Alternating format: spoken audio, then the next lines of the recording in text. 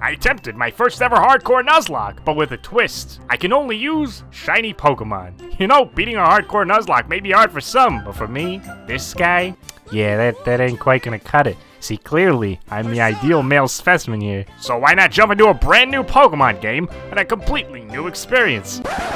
Well, yeah, for me anyways. I'm talking about Pokemon Platinum, with only the most shiny and most rare miscolored Pokemon. At full odds, no shiny charm or catch modifiers around this time. It's just me and the race against time. A race that we all are one day doomed to lose and slowly decompose into soil. Well, actually, speaking of time, that will be our rival for the most impatient trainer in the land. Well, speaking of brand new Pokemon experiences, if you guys can reach 5,000 likes on this video, I will attempt a shiny-only hardcore Nuzlocke in Brilliant Diamond for the Nintendo Switch. If you guys can do it. I don't think you guys can do it. It's our time to shine, so cut the lights, grab the Nintendo dual screens, and roll the intro.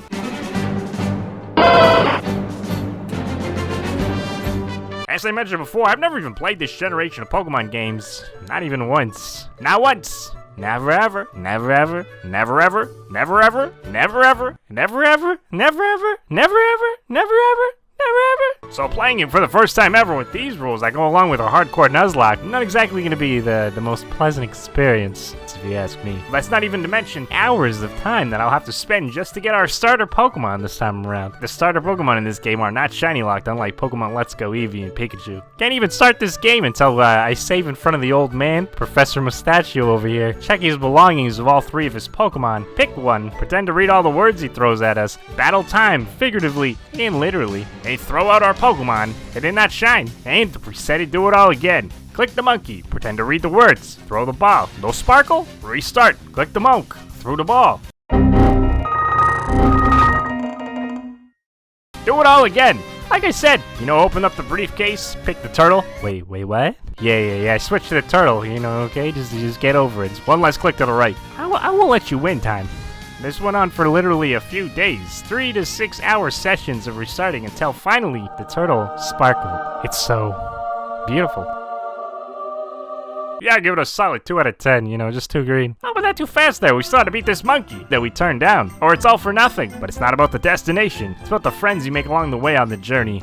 Or something like that. But I beat the monkey, so I beat it. So now we can start our true Pokemon journey with our new pal, Yoshi. Yeah, that's right. This is a Nintendo game, ain't it? Yep, it still is. Last time I checked, about 2 Wikipedia searches ago. With Yoshi on our side, we can participate in the obligatory text conversations where we don't have any response, and we just have to click the A button a lot until they leave us alone. Down the coal mines, baby! Hope I don't get the black lung, you know. I'm only 10 years old. I don't really know what I'm doing down here. Oh yeah, that's right. I'm finding the first gym leader, Rorik, so that he'll leave his 9 to 5 to battle us at his other job, the gym leader. I guess being the worst gym leader in the game, in a world where 10-year-old kids can get stronger than you in just a mere hours, I guess it wouldn't exactly pay the bills, am I right? He opens up with a Geodude, which is 4 times weak to grass, which, if you didn't know, Yoshi is. Couldn't tell by reading its name, you know, Twig, get it? Like, twig. 1 absorb is far more than enough to take out the Geodude, but whoa! Is that a crit? Oh, it's already a dead dude, you know. Take it easy there, Yoshi. Next out is everyone's favorite Rock Serpent. This guy is literally just Brock's team so far. Haven't they made 493 Pokemon since Brock was introduced?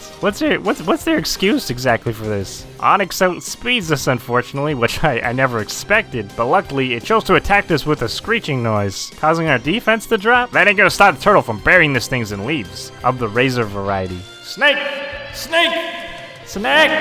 He's dead. But unlike Brock, Rorik has a third and final Pokemon, Granados, Jurassic Park, the movie. Rorik hasn't gone for 1 attacking move, just leering at us like that. First the Screech, now the Leer? What exactly do you expect that to do? I take it all back. He almost died. You're just living on a prayer here with 1 singular strand of hit point. Yeah, I switched to Razor Leaf this time around after Absorb didn't do that well and just nearly wins us our first of many gym badges. Yeah, that's right, buddy. You quit fooling around and get back to work. Being the first gym leader isn't gonna pay the bills. I mean, it took me a few days to see it sparkle, but beyond that, it just took a few minutes. Now with our gym badge in our satchel, it's time to collect another shiny thing, a shiny living creature, a shiny friend in a sort of pet owner kind of way. After running in the grass from wild creature after wild creature, I just ran. I ran so far away. I just couldn't get away.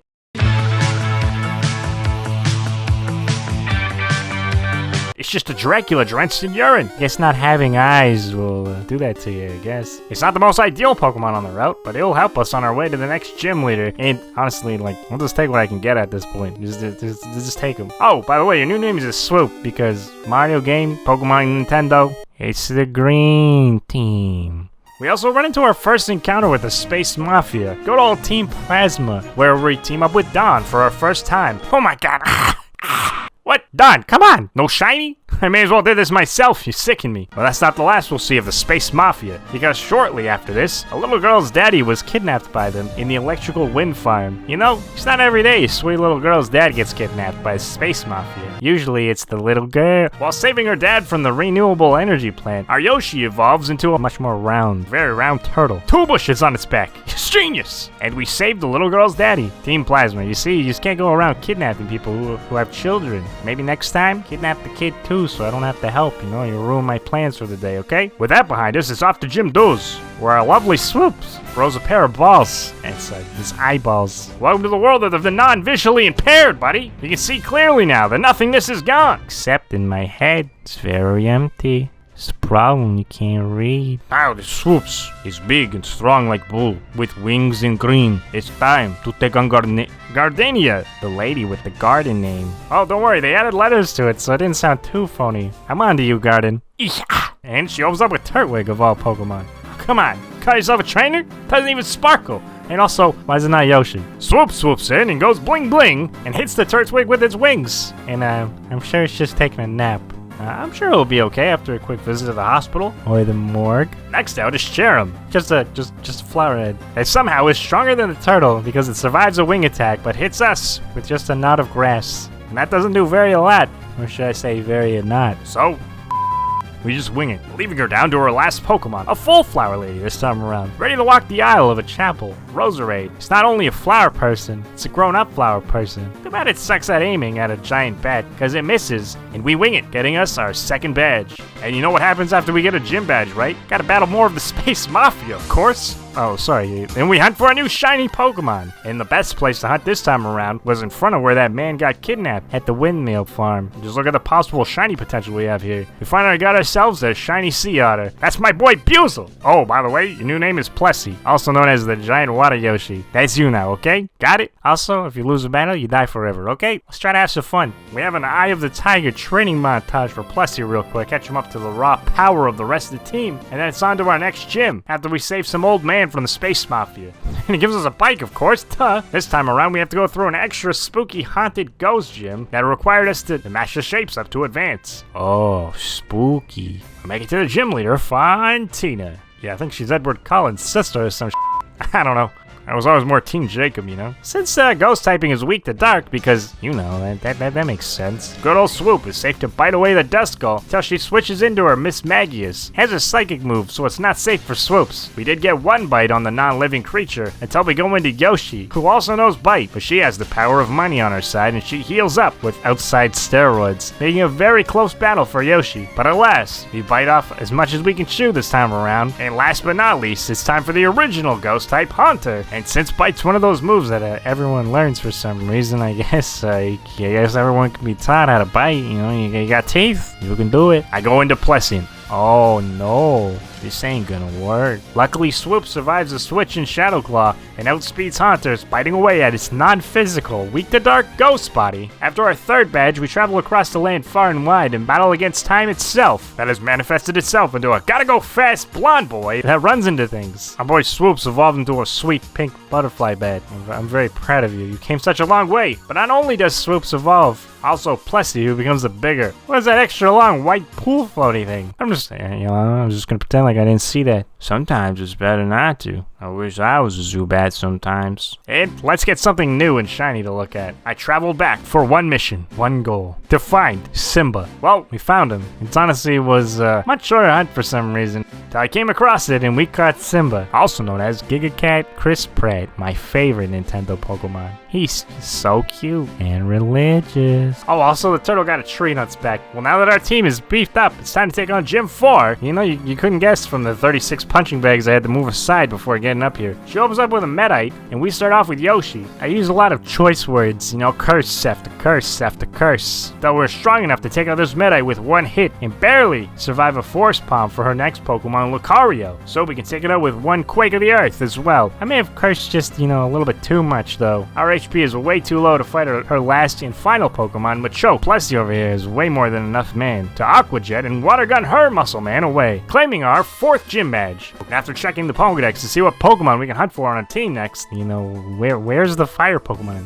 Is there no f***ing fire Pokemon in this game? You forget to add those on Nintendo? What's going on? You scared of the fire? So I came up with the master plan, you know? I got ideas. I'm pretty good with this. Soft resetting in front of an old lady who made the Pokemon storage system. Oh yeah, she gives us an Eevee. I guess I should have said that. By saving in front of her, we were able to receive the Eevee, check if it's shiny, and reset and do it all again for a very long time. I'm not even gonna lie, I don't even know the amount of time on this one because I didn't really keep track, just kept going and going. But eventually we get the albino fox and evolve it into Firefox browser. I couldn't name this one because, well, I would have had to nickname thousands of Eevees, and I would have just named this thing Podobo, Pudobo, Poodoo-Boo. Well, maybe it's a good thing I couldn't. Our Giga Cat Chris Pratt evolved into its final form just in time for the water gym. Crasher Wake? The hell kind of name is that? Even the Japanese name is better. A Maximum Mask. He opens up with his 4 times weak to electric flying serpent fish, who is strike down with a singular shockwave, bringing in his Quagsire, who is a very well-grounded Pokemon considering, well, it's a ground type, okay? You know, my joke's not that good. So we can't use our electric type on it. It happens to be 4 times weak to grass, and so Yoshi makes slight work of the ground amphibian, leading him to go and do his own Floatzel. Since this thing has Ice Fang, I switch back into Giga Cat, so I can hit it with a shockwave and paralyze it just in time for us to take it out next turn with a fly from Swoops. Can't celebrate too much though, because the Space Mafia has planted a bomb in the town. I can't bother with that, you know? I gotta deal with some poor ducks that have migraines. You know, bombs are some adult problems. Like Crasher Wake over there, he should deal with the bombs. Hey, not too much will be lost if he fails. So we head over to the next gym, the Steel Gym. And in theory, Flareon would have been our best Pokemon here. He's not so good at the moment. So Yoshi and Earthquake is more than enough to beat the entire gym single-handedly. Or whatever turtle feet are called. Single-rooted, maybe, because it's a tree? This only leaves for us to go on a boat ride to a top-secret location, where we run into Discord moderator of some sort, and we team up with him because he has a cool fedora. We can get our final shiny Pokemon, and the worst shiny Pokemon hunt to obtain in this run so far. That's right, Lucario. I know it would be a huge crowd favorite because, well, some of you guys want to Smash, because maybe it's your main character in the Smash Bros. I don't know. I don't know these things. I mean, why not? It's strong. This happened to be the worst decision because you have to save in front of this man, get on your bike for 55 minutes straight, or 8 minutes with speed up. I ain't gonna lie, I had to use that. Just to hatch the egg once, check if it's shiny, and reset. just to give you an idea here. Eevee took less than a minute each time. Just to give you an idea of how much extra time this takes. So we hatched eggs. After eggs. After eggs. Oh! Oh! Oh! Oh! Oh! Oh! Oh, hatching just about every square inch of this path because it happened to be the best place to hatch eggs according to the internet. And we hatched some on the island, might as well. This took absolutely forever. But eventually, after almost a full week of attempting this, we finally get our yellow dog. Well, yellow Koopa, actually. Honestly, I'm just dying to finish this game at this point. After not progressing for so long. Well, I was riding my bike for a week and restarting time. I guess the Space Mafia were bombing lakes and capturing legendary lake Pokemon. Even though we still have to battle them at basically every lake anyways. And when you beat them, it's not like you're getting them back or anything. It's kind of pointless hard fights if you ask me. After switch trading an evolving Koopa into a bigger Koopa, we finally ready to take on the gym. And after some very, very confusing Ice Temple Zelda puzzles, we finally slide our way into the gym leader's location. What's her name, by the way? You know, I can't read, remember? Huh. You don't say. Candace Dick. She opens up with a Sneasel that's 4 times weak to fighting, so 1 Aura Sphere is more than enough to take it out, leading to Pillow-Swine to suffering the exact same fate. But former President Obama Snow is not going down so easy, and hangs on with just a sliver of hope, just to be defeated next turn. Leaving our final Pokemon, Frostlass, that can't be hit with fighting moves due to its cold-blooded Ghost Lady. Luckily, our second typing is Steel. Whoever goes for the first hit can easily take the other out, and I risk the longest shiny hunt Pokemon we have on our team with our Iron Tail, and it goes for Double Team, and we miss.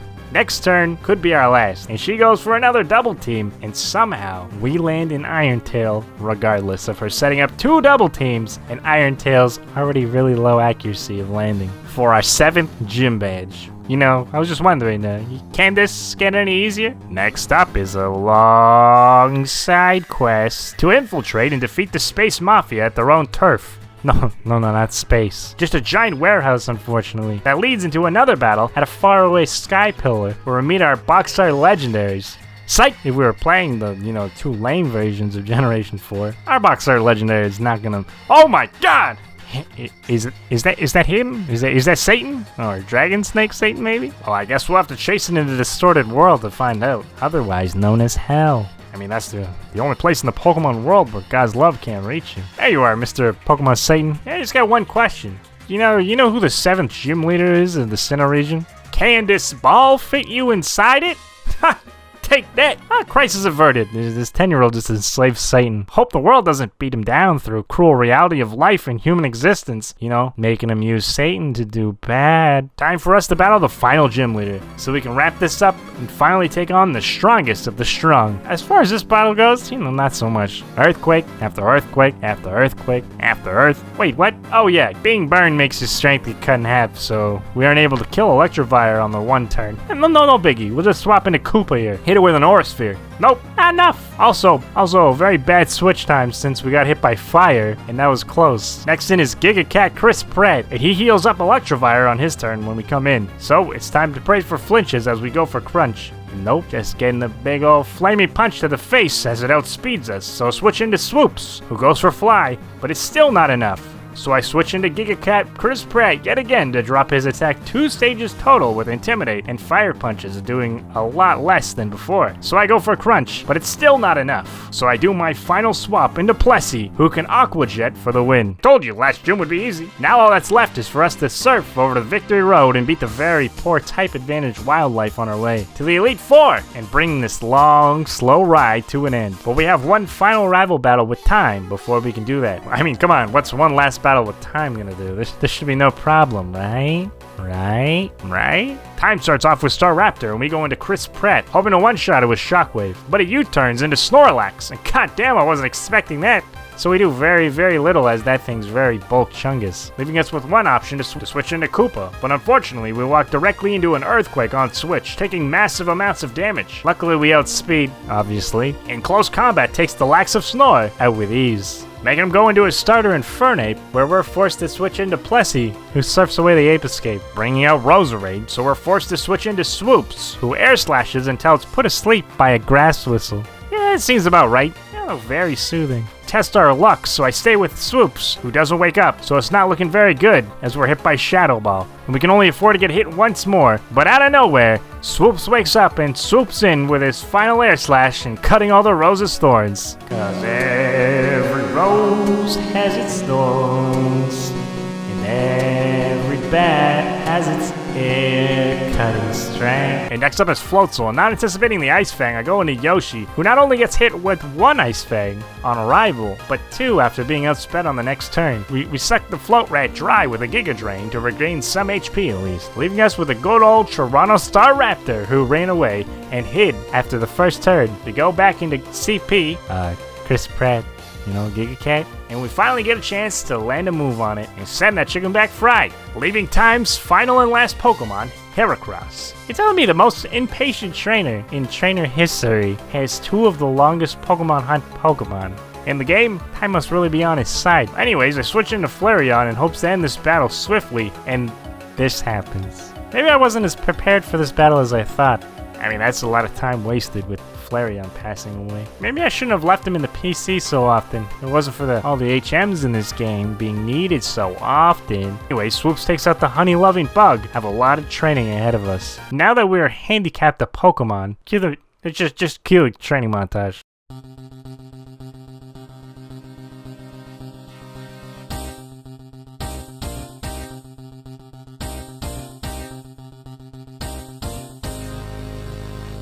Well, now that all of our Pokemon, other than Swoops because it wasn't as easy to train, are around level 60, it's time to actually take on the Elite Four. And the first member, Aaron, is a pest, or, has a lot of pests because he trains bugs. And he's not that much of a pest after all. Swoop takes out Yonmask with a single air slash. And Yoshi is able to take out Drapion after being Ice Fanged yet again while being switched in. Switching between Swoops and Yoshi is just not safe. I don't know why I keep getting away with this. But we go back into Swoops to sweep the rest of his team with air slash. Because, well, that's just how a bug's life be. Being eaten alive by a pink bat. The next Elite Four member is Big Bertha and her ground types. Ground types had no chance. You know, a smart Ryan would have beaten her entire team with Yoshi, but I opted to go for the bigger brain move of Big Water Yoshi, Plessy, for just as effective Surf's Up until the ground Pokemon were no more. I guess the technique was just as fast. And well, we kind of got to do the same thing for Flint, as his name entails with this being a fire Pokemon master.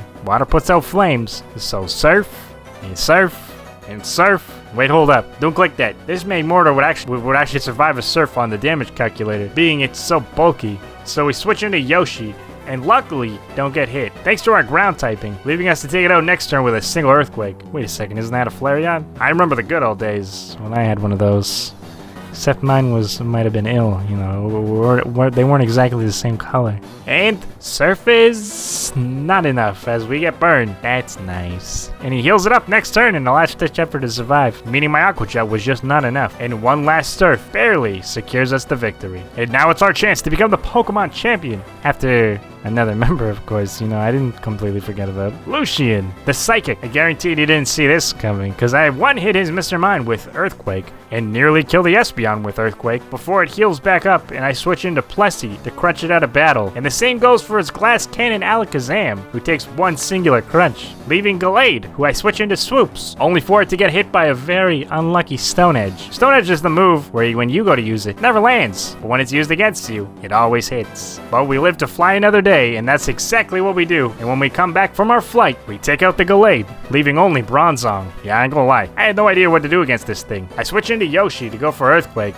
but this thing has Levitate, so that was a huge mistake first off. So the only thing left to do was switch into Chris Pratt and crunch, leaving only the champion, Cynthia. And well, we made this far, guys. Anything that happens here is either gonna end in flames, or we're gonna scrape by with a few less shiny friends to claim the title of champion with. Well, since she starts with Spiritomb, who has 0 weaknesses in this generation, I open up with Yoshi, as it's extremely bulky, enough for us to outlast, to land 2 Earthquakes and take it out, making her go into her Togekiss. So we go into Gigacat, and just barely survive enough to land 2 Thunderfangs to take it out. Up next is the most terrifying Pokemon on our team, mostly because my team isn't well equipped for this. If I was smarter, I would have given one of my Pokemon Avalanche, and just sent that dragon back to the Ice Age. But that wasn't an option, so I switched into Chris Pratt for his final Intimidate as he falls to Dragon Rush. Gigacat, voiced by Chris Pratt, leaving Swoops to land a barrage of air slashes, going back and forth until a victor emerges, and Swoops takes the win with a crit! But even Swoops has flown his last flight. After landing a fly on Melodic, he is finally swatted by an Ice Beam, leaving it up to Plessy, and I'm not gonna lie, no idea why I Aqua Jetted. Very, very, very optimistic of me.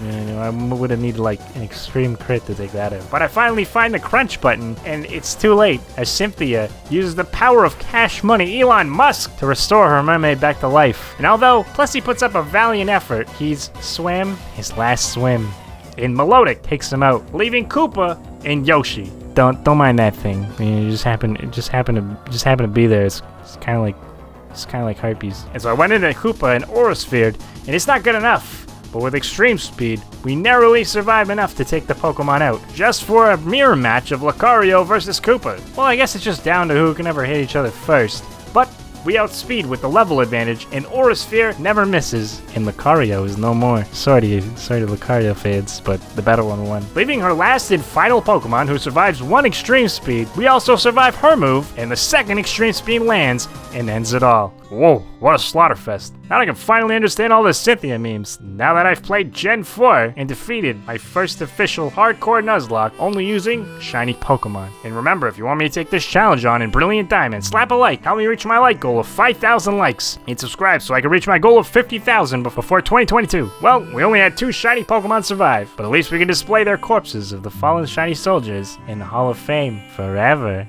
Forever, ever? Forever, ever? Thank you guys so much for watching. If you enjoyed, make sure to check out more of my Pokemon challenges or the best video on the internet, Clock Tower. But as always, I've been R9, and I hope you had yourselves a damn good time.